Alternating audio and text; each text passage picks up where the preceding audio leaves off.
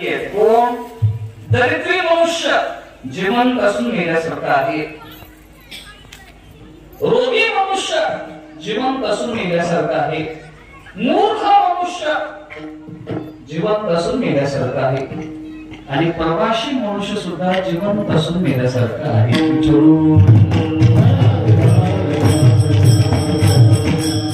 प्रवासी नित्यसेवक जीवनामध्ये दोन घटक येतात, एक प्रपंच आहे, दुसरा परमार्थ आहे. परमार्थ विषय अंतःकरण जबरदस्त अशा प्रकारचं पूर्वपुण्य असावं लागतं. बहुता सुकृताची जोडी म्हणून विठ्ठली आवडी. मागील पूर्वपुण्य जर नसेल तर या मार्गाने प्रवास होऊ शकत नाही. गुरुवर्य विठ्ठल बाबा मुलींच्या भाषेत सांगायचं झालं, संस्काराने संसार आवडतो, अनेक जन्माच्या पुण्याईच्या संस्काराने देव आवडतो.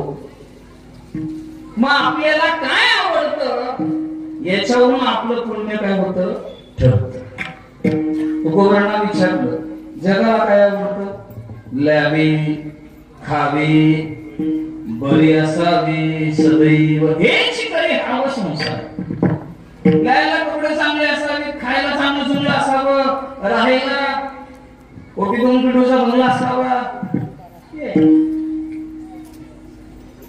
सर्वांना प्रपंचाचं आकर्षण आहे, पण जगामध्ये अशी काही मंडळी आहे की ज्यांना केवळ भगवत आकर्षण आहे, भगवंताचंच काय आकर्षण.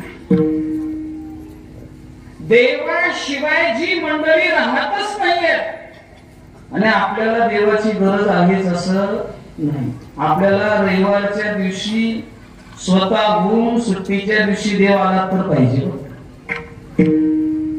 तुकोबांनी वर्णन केलेलं आहे. या मार्गावरती प्रवास करण्याकरता पुण्याच्या राशीच्या राशी पाहिजे.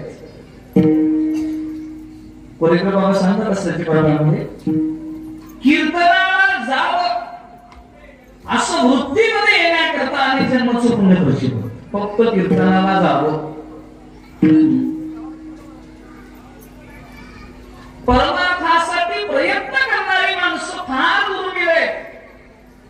असेल जगाची पुण्य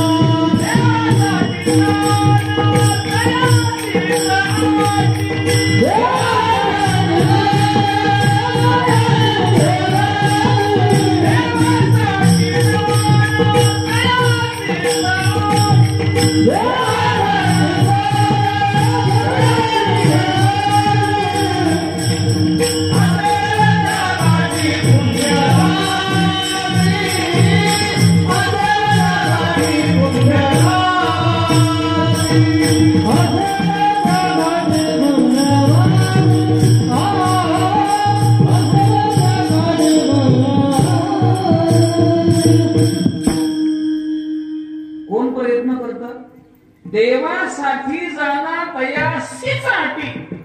असेल जगाची पुण्यराशी. तुकोबर बोलतात, पुण्याच्या राशीच्या राशी ज्याच्या जवळ आहेत तोच भगवत प्राप्तीसाठी काय करतोय?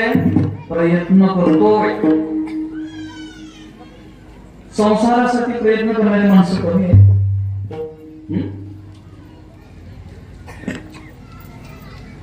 भगवंतांनी संख्या हजारामध्ये सांगितले. नववरांनी असते जिया महापुरी देवतांची कोटी बरी, पण प्राप्तीच्या पहिलं तरी एखादाच. पण या मार्गावरती प्रवास करण्याकरता पुण्य पाहिजे. थोडंफार पुण्य करावं. तिळे तिळे पुण्य साथ, पुण्य पाहिजे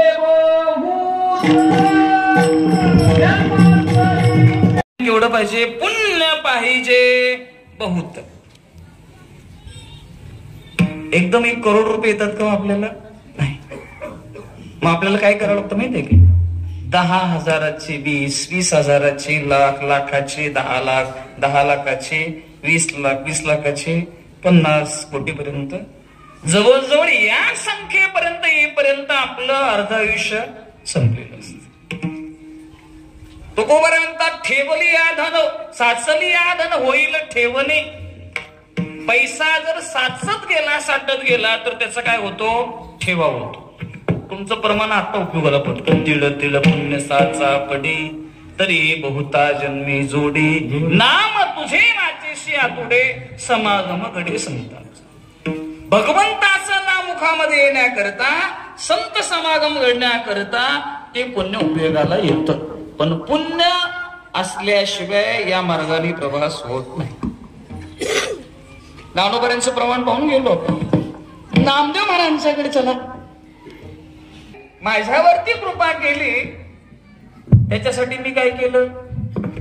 जन्मोजन्मी आम्ही बहु पुण्य केले, देवाया रे गोवारे, देवाया रे गोवारे.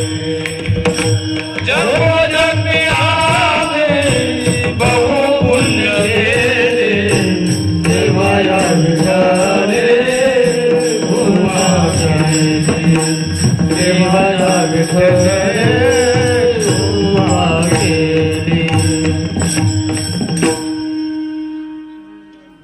एक जन्म गाव. भगवद्गीतेमध्ये चला. बहुनाम जन्मनामंते ज्ञानमानमाम प्रपद्यते मासुदेव सर्वमिती समहात्मा सुदुर्लभा. बघा अशी माणसं जर असतील ना मग चिंतन करायला मजा येईल बरं का मला. जेवढी जाणकार श्रोते तेवढी मजा येते चिंतन करायला. वक्ता तो वक्ताची नव्हे श्रोते.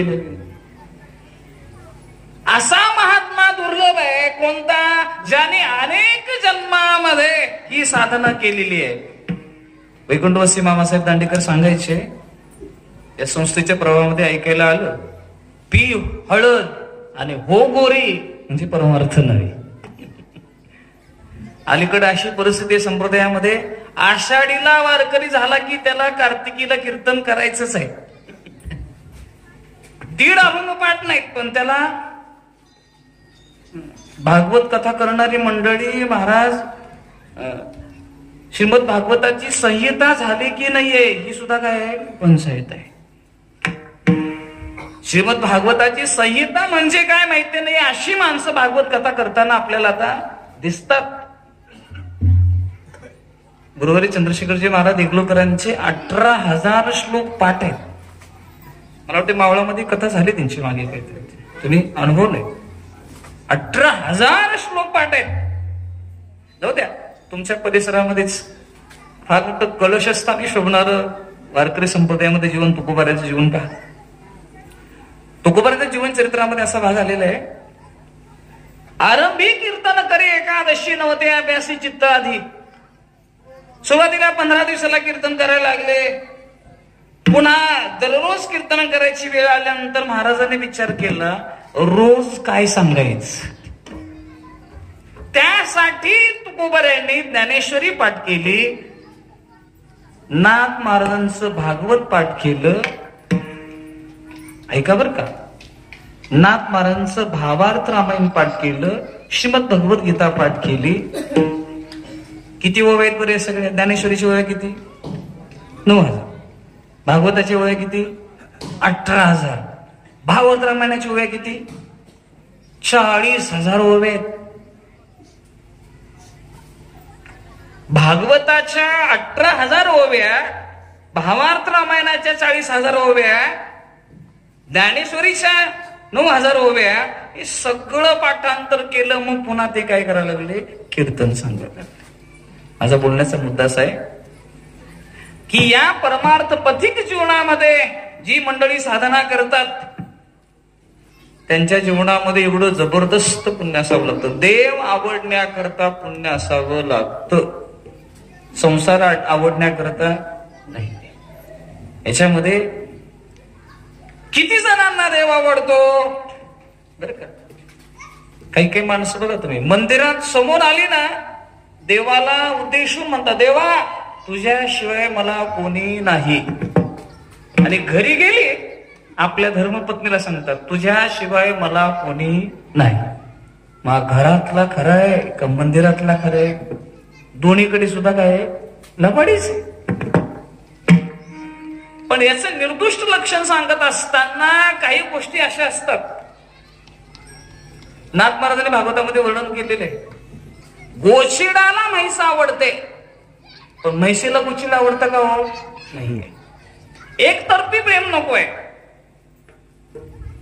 आपल्याला देव जसा आवडतो तसं देवाला आपण आवडलं पाहिजे. लक्षात आलं का? गोचिडाला म्हैस आवडते का? रक्त शोषून घेता येतं. पण म्हैसीला जर विचारला तुला गोचिड आवडतं का? नाही. तर पण आपल्याला देव आवडतो पण देवाला आपण आवडतो का? ज्या क्षणी आपण देवाला आवडायला लागलो समजायची परमार्थाची सुरुवात झाली. देवाने आपली आठवण केली पाहिजे.